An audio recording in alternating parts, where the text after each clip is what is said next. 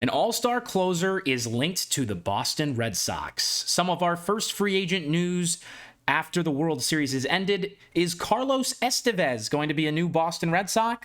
Well, let's dig into the source that I'm hearing from here. It's all going to be coming your way in a second. But first, I just want to mention that 88.8, nearly 89% of those who viewed this channel over the last 28 days are not subscribed. So that number has gone down by about 7%, but we still want to push that down even more if we can. So please subscribe to make sure that you're up to date on all the latest Red Sox news, information, and rumors, reports, etc. With that, now let's move in right to what we're going to be talking about today, which is starting with the source here, which we will get into as we take a look at this article here by Jackson Roberts of Sports Illustrated. This is where it came from, noting that, hey, Carlos Estevez linked to the Red Sox. Well, let's see what that's all about as we'll dig into this graphic here. Taking a look at his basic stats here on the left side. Carlos Estevez had a really good 2024 with the Phillies, and he is one of the top closers in baseball as of this moment. 31 years of age. 171 ERA plus, which I think is fantastic. 71 points above average. 100 with the plus stats is league average, so he was 71 points above that. So very, very strong year. But want to get into this quote here as well, which was from Jackson Roberts. In the article, he had noted that Estevez is going to be likely one of the top targets for the Red Sox this offseason, which is very interesting. We'll break it all down now that we know that Estevez is on the Red Sox radar. What does that mean when it comes to the rest of his stats? We took a very basic look, but we need to take an even deeper look to get a better understanding of what we're looking at here. So there's just me, but here are his baseball savant stats. We'll open with this instead of going with the baseball reference. This was his last season's statistics. The velocity really good there at 96.8 on average for the fastball. The expected ERA really good, 82nd percentile, and the expected batting average in the 75th. And so for those who don't understand anything I just said, first of all, those stats are expected based on results that would usually happen. It kind of includes all the errors and averages it all out. So he would be expected to have 3.24, a 3.24 ERA. He had a lower one than that, 2.45, and an expected 2.24 average, which are both in the 82nd and 75th percentile, respectively, in all of Major League Baseball. And so all these numbers are percentiles. And then his only other really good number outside of the value stats is the walk rate, which is great to see. However, he's barreled up frequently. The average exit velocity is really high. He doesn't get guys to chase. Strikeout and whiff rate are average, which means that, nothing, pretty much nothing. And the rest of his stats are a little concerning. He gives up a lot of fly balls, but doesn't walk a lot of guys. So he's a strike thrower, which I think is really important. But he's hit really hard. So it just seems like we'll have to get a better look at him throughout the other years of his career. So I wanted to go with a 3-year average to kind of get an idea of what this guy's done. So this is the difference between 2024 and 2023. You see that number changing in the top left. 2023 MLB percentile rankings, 2024. So his 2024 was a lot better. And as you can see with all those value stats, he was a much more valuable player. Now this year, he was striking out a lot more guys. The fastball velocity was even higher, but the batting average and earned run expectancy were both lower, near the middle of the league rather than the top. The hard hit rate, ground ball rate, and walk rate were really low. So he just totally switched his game here from one year to the next, which is really important to see, because with the 2023 and you compare that to his 2024, throwing not as hard, but throwing more strikes and walking fewer guys, less base runners, it's really important. And so his 2024 was a lot better than 2023. And then his 22 statistics just had really good velocity and pretty much wasn't good at anything else. So he's come a long way in the last 2 seasons. So it seems like Estevez is finally finding himself as a player, and it will be really exciting to see and intriguing how he will perform this season after he's reached a point where I had a really good season. I think I might have found myself as a pitcher. How will players try and figure him out now that he's established? So those are his baseball savant stats. I like what I see here. Now let's move on to the baseball reference side of things here.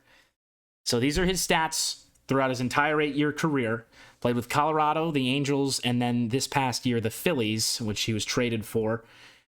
And we can see here that overall, throughout his career, when we look at the basic stats like ERA and innings pitched, games played, I do like the amount of usage he's had throughout his career has been fairly consistent, reaching that 60-game mark 3 times, 50-game mark 4 times. And then during those years where he struggled, really just one that he was really bad with Colorado in 2020 at a 7.5 ERA. But beyond that, 2017, again, 5.57. Didn't play in 2018. Then 2016, 5.24. And those are the first few years of his career. But really, since 2021, Estevez has been a really strong reliever. And he opened up into a closer role at some point this year, which was really impressive to see. And now, again, we can look at that ERA plus here.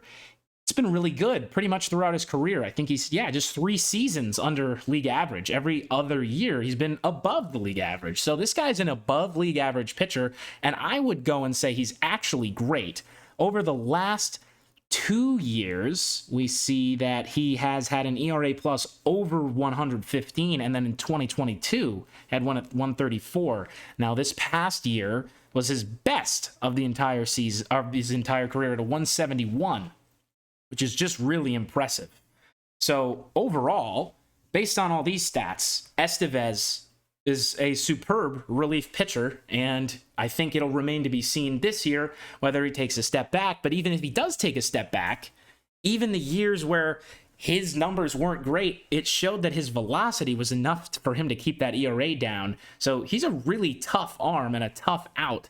Well, actually the opposite. He gets outs. He is a tough guy to face if you are trying to get on base. So, with that being said, those are the stats.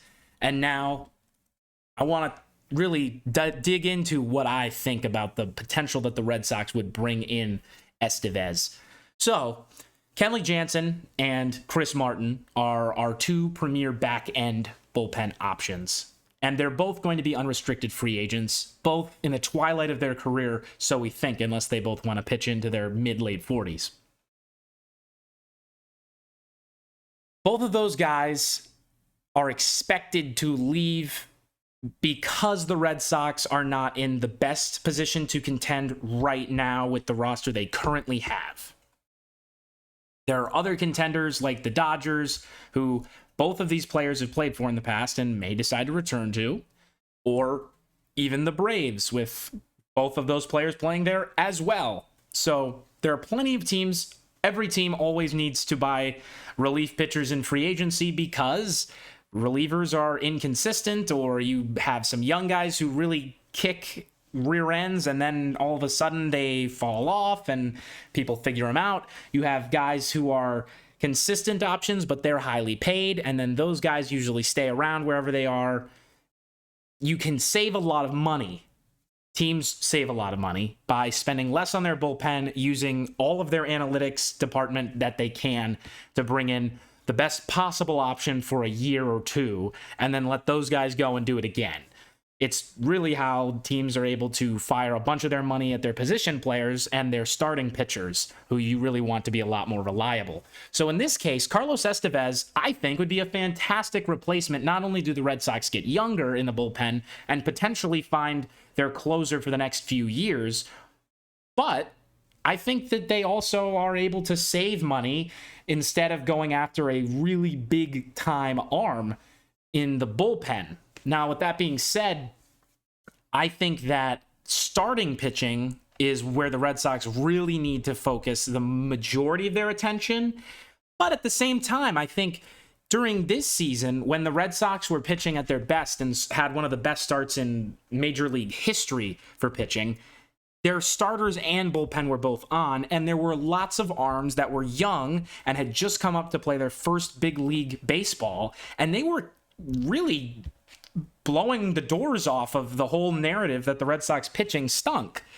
And once the season came to an end, that narrative came back because we had one of the worst bullpens in all the league last year as the runs started to pile on. But there was potential that was shown over a long span. The first half was really good for the bullpen and the starters, and the second half, everything fell apart. So I think that adding Estevez will only help the Red Sox, first of all. I think most people can make that assessment. But also, it will allow the Red Sox to have a solid option that is someone you can trust based on his resume throughout the big league history. Whereas with some of those younger players like Greg Weissert, who had to be sent down because he pretty much lost his slider, which was his best pitch, you won't have that same problem with Estevez. And so I think that it's really important that the Red Sox, whether they don't get Estevez, it's really important that they go after a strong relief pitcher in the offseason, along with that right-handed power bat that they need and starting pitching as well. So thank you all for watching. That's all I've got for you today. I'm Evan Sharrard for Red Sox Digest saying so long, and thank you for watching once again.